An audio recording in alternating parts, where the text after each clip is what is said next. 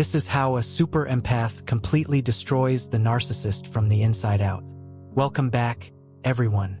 Today, we step into one of the most profound and emotionally charged territories of human psychology, the art and science of personal boundaries.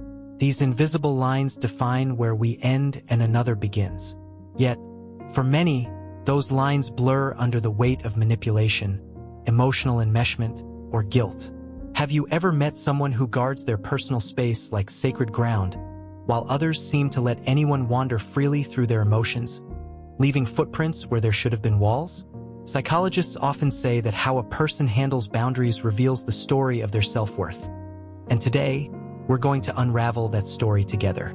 Before we begin, take a moment to subscribe and stay with this growing community of minds learning to understand the complex landscape of relationships and emotional health. Your engagement doesn't just support the channel, it supports the broader conversation about healing, authenticity, and self-respect. Now, let's explore the psychology of boundaries through 7 powerful lenses. Each perspective unveils another layer of why these invisible walls aren't just about keeping people out. They're about keeping your peace intact. Number 1. Empathic insight. Empaths possess a rare psychological gift, a heightened sensitivity that allows them to perceive emotional undercurrents others often miss. Where most people see a smile, an empath sees the flicker of pain behind it. Where others hear words, an empath hears motives. Psychologists refer to this as high emotional attunement, a neurological and emotional capacity to synchronize with another person's inner world.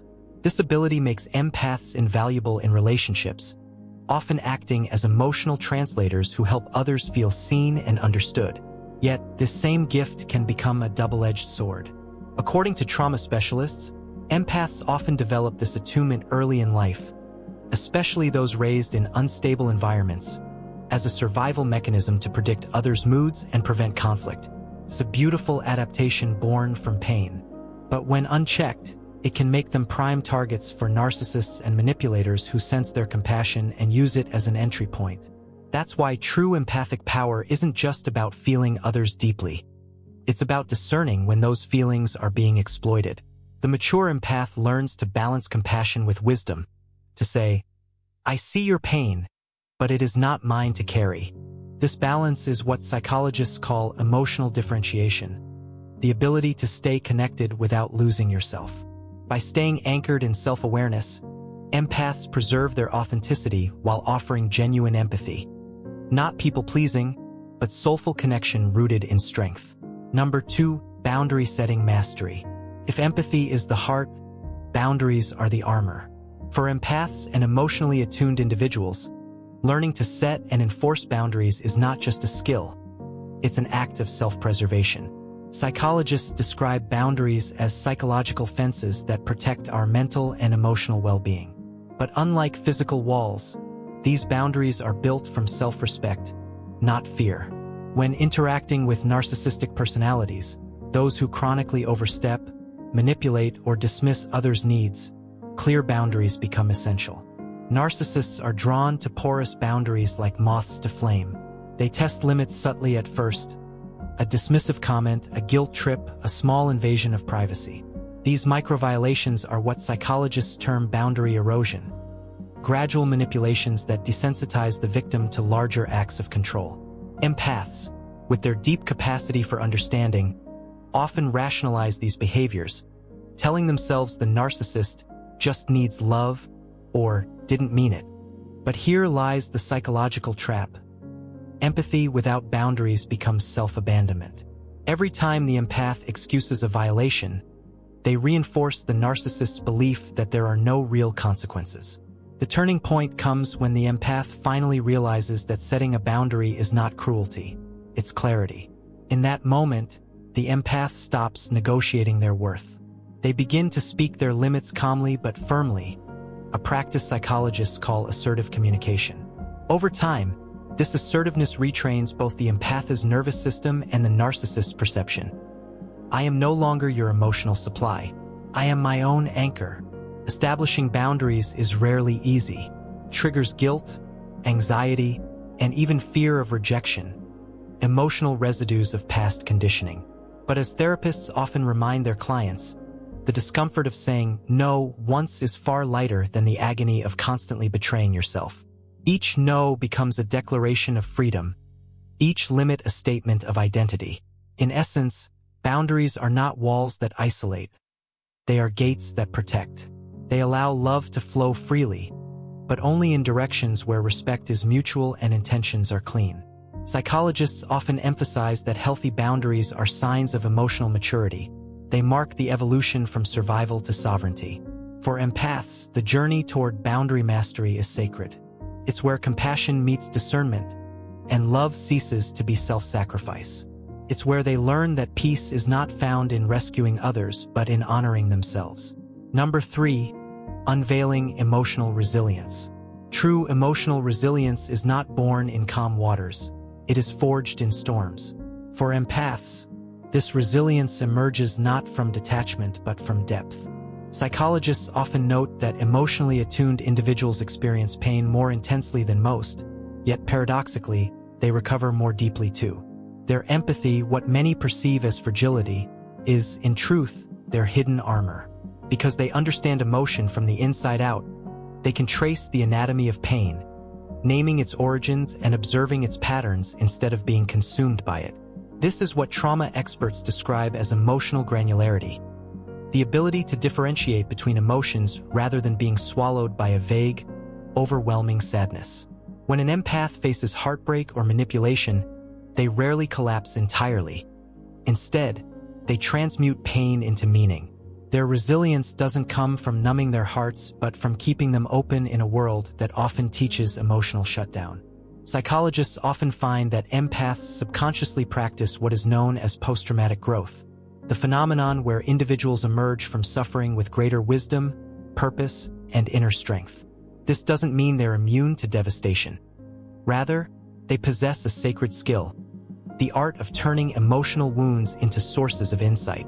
Their compassion, once directed outward to others, eventually becomes the medicine that heals themselves. Through that process, they discover that empathy, when balanced with discernment, transforms from burden into power. Number 4, empathic integrity. Integrity for the empath is not a moral posture, it is survival. Psychologists define integrity as the alignment between one's inner values and outer behavior. For highly empathetic individuals, this alignment acts as a psychological anchor amid emotional chaos. When interacting with manipulative or narcissistic personalities, those who thrive on emotional dissonance, the empath's integrity becomes both shield and compass. It allows them to discern authenticity from deceit, to sense when words and energy no longer match. But maintaining empathic integrity is no easy feat. The narcissist's world thrives on confusion and contradiction. Their strategy, consciously or not, is to destabilize your moral center so that their chaos becomes your norm. Clinical psychologists often describe this as cognitive dissonance induction, the deliberate manipulation of someone's beliefs to keep them doubting their reality. An empath grounded in integrity resists this tactic by holding fast to inner truth. They stop explaining, stop defending, and instead let consistency become their boundary. For those healing from narcissistic entanglement, rebuilding integrity means reclaiming the self that was fragmented by manipulation. Therapists often guide survivors to practice value reaffirmation exercises, writing down core principles such as honesty, respect, and compassion, then evaluating which relationships honor or violate those principles. Over time, this helps the empath rewire their boundaries around truth rather than guilt. The act of saying, "This doesn't align with who I am," becomes a spiritual declaration of freedom. In that moment, integrity is no longer abstract. It's a lived embodiment of self-love. Number 5, authenticity in relationships.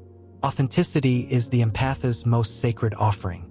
In a world obsessed with performance and projection, the empath's authenticity acts as a mirror reflecting others' suppressed truths. Psychologists often describe authenticity as congruence, a state where thoughts, emotions, and actions flow in harmony. For the empath, this congruence attracts connection that feels soulful rather than strategic. They communicate from the heart, not from ego, and in doing so, they create what therapists call secure emotional spaces. environments where vulnerability isn't punished but cherished. Yet, authenticity often threatens the narcissist. Because narcissists operate through illusion, through masks crafted to maintain superiority, your truth destabilizes their entire structure. The moment you begin to speak honestly, to show up as yourself without fear, they lose control. That's why many survivors of narcissistic relationships recall being told they were too emotional, too sensitive, or too much. Psychologists identify this as gaslighting, a manipulation tactic designed to make you distrust your authenticity. But when you refuse to shrink or perform, when you stand in truth with gentleness rather than aggression, you reclaim your voice. Authenticity, therefore, becomes both healing and protection. It attracts those who can meet you where you are and repels those who can't. For empaths recovering from toxic entanglement, therapists often recommend authentic expression rituals. Writing letters never sent, practicing honest conversations in therapy, or reconnecting with creative outlets like music or art. These acts restore the bridge between feeling and expression, teaching the empath that truth is not dangerous. It's divine.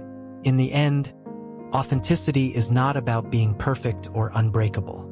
It's about showing up real, unarmored, and whole, trusting that the right people will stay and the wrong ones will dissolve when faced with the light of your truth. Psychologists say that this kind of authenticity leads to emotional coherence, a state where your nervous system, your heart, and your spirit align. That's where genuine love begins, not in the masks we wear, but in the courage it takes to remove them. So as we close today's reflection, remember this: your empathy is not your weakness, your boundaries are not your walls, and your authenticity is not your vulnerability, it's your liberation. Every act of emotional clarity, every no rooted in self-respect, every honest word you speak becomes part of your recovery. Psychologists remind us that healing from manipulation is not a return to who you were before. It's an evolution into someone wiser, clearer, and freer. If this message resonated with you, take a deep breath and honor that small awakening within. It's your psyche recognizing truth. Let it grow. Let it protect you. And as always, stay kind, stay grounded, and stay strong in the light of your own authenticity.